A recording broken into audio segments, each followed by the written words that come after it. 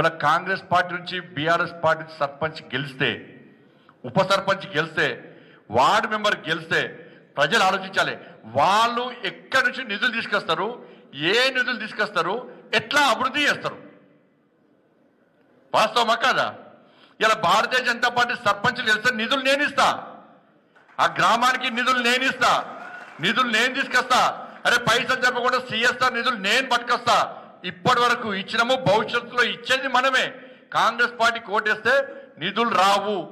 BRS పార్టీకి గతంలో ఓటేస్తే వాళ్ళ సర్పంచులు ఆత్మహత్యలు చేసుకునే పరిస్థితి వచ్చింది ఇవాళ. కాబట్టి ఎవరు గెలవాలి ఇవాళ? ఎవరికి ఓటేయాలి ప్రజలు?